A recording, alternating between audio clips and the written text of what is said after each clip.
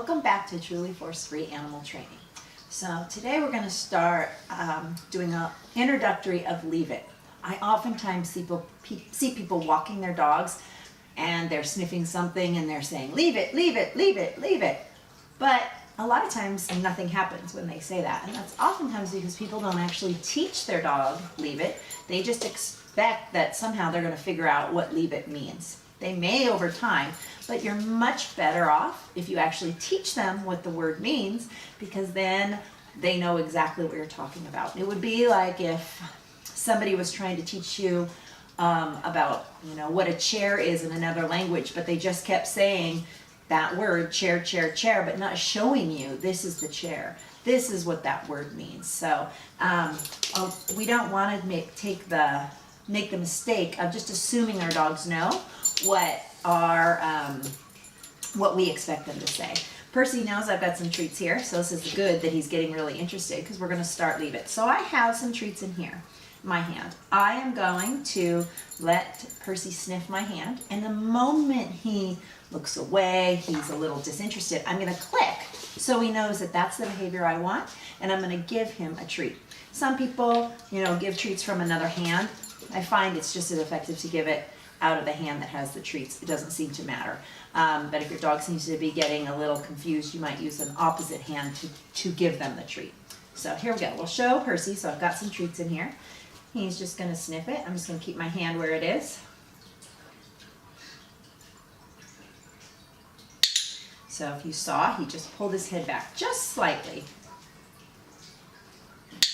Now that time he looked at me. Now he's looking at me. He's sniffing and then looking at me. I'm going to give him a couple more chances. Oh, I like that even better. So now I'm going to start to say, leave it. Boy. So there's no need to push him, to pinch him, to push his nose away. Leave it. He's learning to wait until I give him something. If you want, you can also add take it. So you could say, leave it. And then take it. Every dog's a little different. I've had dogs that hop away. I have dogs that sit. I have dogs who turn their head. It just depends on how they process what it means. But they're leaving it alone. Leave it. Good. And then as we progress, we might make it a little harder and say, leave it. So now it was a little more open. Leave it. And then I could get where I put it on the ground and I might hold it. And then if you leave it, if he leaves it alone, then I can reinforce him that way and just make it harder and harder. And then we can use it with shoes and socks and remote control. So you could hold anything and say, leave it. And then of course, if it's a remote control, you're going to give him a treat rather than the remote control. So that's leave it, at least the beginning stages. And you can move on from there as your dog learns and gets better at it. So here we have a more advanced dog. So we started off with some, introducing Leave It. So now we're going to look at what it looks like when a dog who knows Leave It. I use Leave It with Captain for a lot of things. We do a little practice every single day when he gets his meal so that his bowl will go down. We'll tell him leave it, and then we'll let him get it. In this case, I'm just going to give him a click and a treat and let him have this later. We also practice things like I have a little yummy sausage here that I can put on the ground and say, leave it. And I can give him that sometimes, but if I don't want to always give him what's on the ground so he doesn't think he always gets that, in case this could be, a pill and an aspirin, some kind of medication we don't want him to have. I don't always want him to think he can have what's on the ground. Then I also might practice dropping things for the same reason if a medication fell.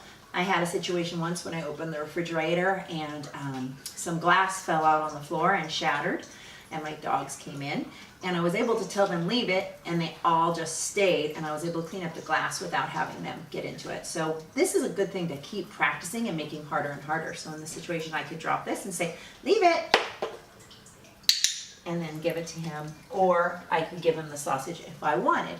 If you have a meatball that you drop on the floor, once it's cool, you may want to give it to them. I've used it with Captain when we have seen food on the ground that I don't want him to eat. And I've also used it when he gets really excited when we've been on a walk and saw some deer, and I was able to tell him leave it. And because we've practiced it so much, he looked at me and then I was able to call him off of the deer. But that takes a lot of practice in a lot of different situations. So this is just another sample of what leave it can look like.